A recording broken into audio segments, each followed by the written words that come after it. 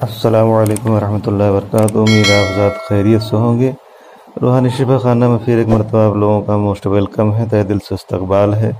जो लोग चैनल पर नए हैं वो चैनल को ज्वाइन कर लें सब्सक्राइब करके, और लाइक और शेयर करें। अब कमेंट के ज़रिए हमें अपनी राय भेजते रहें ताकि हमें बेहतर नतीजे मालूम हो सकें, और वीडियो में अगर कुछ कमी नज़र आए या कुछ ज़्यादती नज़र आए तो भी अपनी कमेंट के ज़रिए हमें बताते रहें ताकि उसमें आइंदा सुधार किया जा सके। और किसी दीगर टॉपिक पर या किसी नई मालूमात पर अगर आपको वीडियो चाहिए, मालूमात चाहिए, तो कमेंट के ज़रिए हमें बताएं या हमारे नंबर पर व्हाट्सएप पर हमें मैसेज के ज़रिए बताएं, तो उस टॉपिक पे भी इंशाल्लाह आपको जो है मालूमात फ़राहम की जाएगी, आप तक पहुंचाई जाएगी।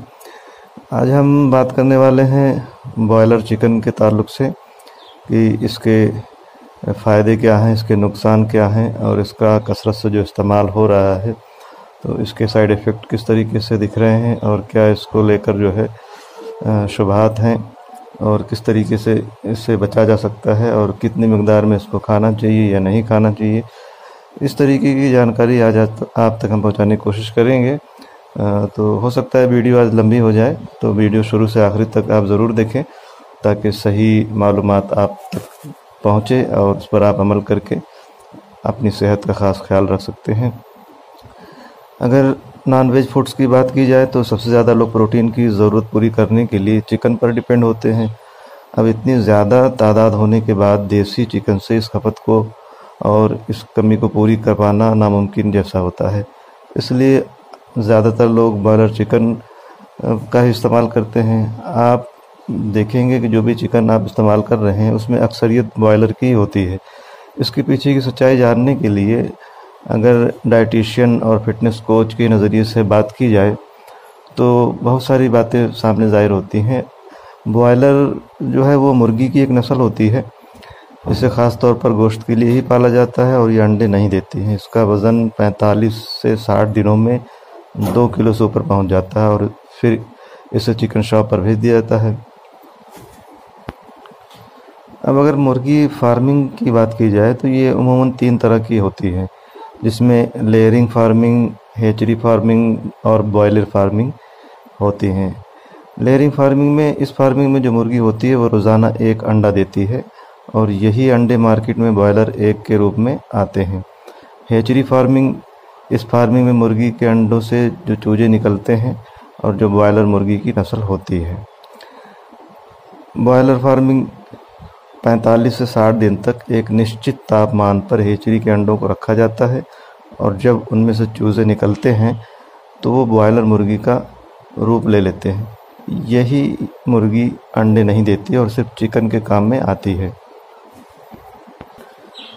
अब डाइटिशियन के नज़रिए से अगर बात करें तो बॉयलर चिकन की न्यूट्रिशन वैल्यू और हेल्थ के मुताबिक इसे खाना सही है या नहीं, इस ताल्लुक़ से अगर बात की जाए तो कंट्री देसी चिकन भारत की अपेक्षा बॉयलर ब्रीड में न्यूट्रिएंट्स और क्वालिटी में काफ़ी डिफरेंस होता है। इनमें कुछ बेसिक अंतर भी हैं कि जैसे कि देसी चिकन में बॉयलर चिकन की अपेक्षा अधिक मसल्स होता है और उसमें मिलने वाली चिकन की क्वालिटी भी काफ़ी अच्छी होती है। अधिक मसल्स होने के कारण देसी चिकन को बॉयलर चिकन की अपेक्षा पकाने में अधिक वक्त लगता है।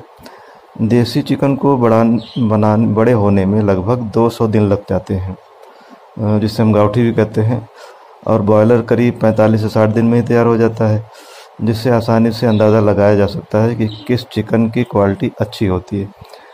बॉयलर चिकन काफ़ी सस्ता भी है और देसी चिकन उसके मुताबिक लगभग दोगुने रेट पर मिलता है। डाइटिशियन की मानी जाए तो न्यूट्रिशन वैल्यू के मुताबिक देखा जाए तो बॉयलर और देसी चिकन में काफ़ी अंतर होता है। जैसे कि देसी मुर्गों से जो गोश्त मिलता है उसे खुले में पाला जाता है, जिससे उनमें विटामिन डी की कमी नहीं होती, और बॉयलर को फैक्ट्री में पालने के कारण उनमें कई बीमारी हो सकती है। इसके अलावा बॉयलर और चिकन के टेस्ट में काफ़ी अंतर होता है। बॉयलर चिकन में हर जगह एक ब्लेंड जैसा टेस्ट होता है जो कि टेस्टी नहीं होता। वहीं देसी मुर्गों की बात की जाए तो उनके गोश्त में इसका टेस्ट नेचुरल होता है और उसकी खुशबू से पता लग जाता है कि ये देसी है या फिर कुछ और।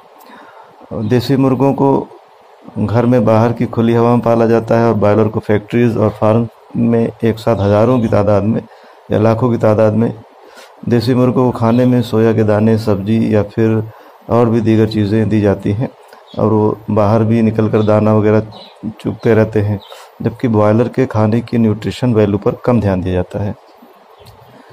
एक्सपर्ट की माने तो बॉयलर चिकन खाने से बचना चाहिए, क्योंकि पोल्ट्री फार्म में उन्हें जल्दी बड़ा करने के लिए इंजेक्शन वगैरह दिए जाते हैं और कई बार उनके बैक्टीरिया हमारे जिस्म में पहुंचकर हमें बीमार कर सकते हैं। इसलिए इसके इस्तेमाल से बचने की ज़रूरत है। बॉयलर के चिकन खाने के कई ऐसे मामले भी सामने आए हैं, खासकर जिनमें पुरुषों के हार्मोन्स पर भी इफ़ेक्ट होता है। साथ ही इससे कैंसर का खतरा भी बना रहता है। एक स्टडी के मुताबिक लंबे समय तक बॉयलर चिकन खाने से पैरों में कमज़ोरी, लेग वीकनेस या लैक ऑफ कोऑर्डिनेशन और टॉर्टिकोलिस की परेशानी भी देखी गई है।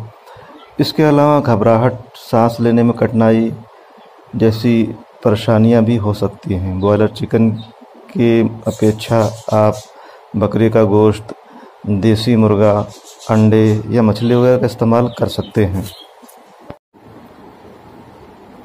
इस ताल्लुक़ से काफ़ी जो है जो फिटनेस कोच वगैरह होते हैं या डाइटिशियन है, एक्सपर्ट हैं, उनके नज़रिए से भी देखा गया, उनसे भी बात की गई, उनसे भी मालूम किया गया। उनकी भी यही राय है कि बॉयलर चिकन की अपेक्षा इसके मुताबिक देसी चिकन खाना सही होता है, जिसे गावठी भी कहते हैं, देसी मुर्गे।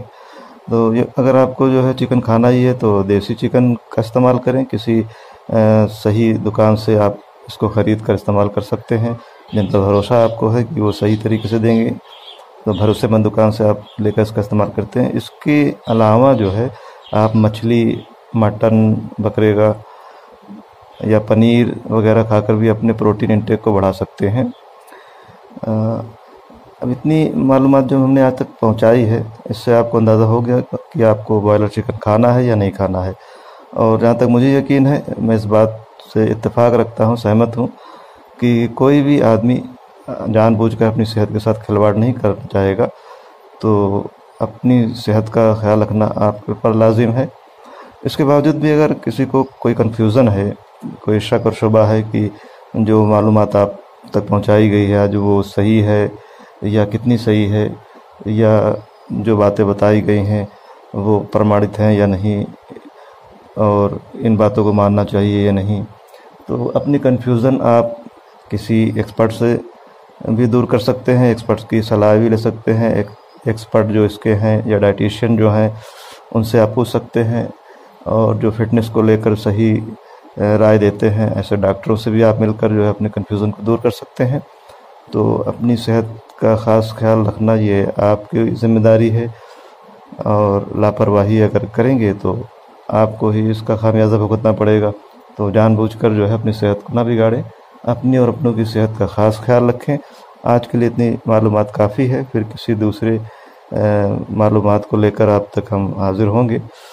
तो अपनी और अपनों की सेहत का ख़ास ख्याल रखें। मिलते हैं किसी दूसरे टॉपिक पे, दूसरे वीडियो में। शुक्रिया, जज़ाकल्लाह।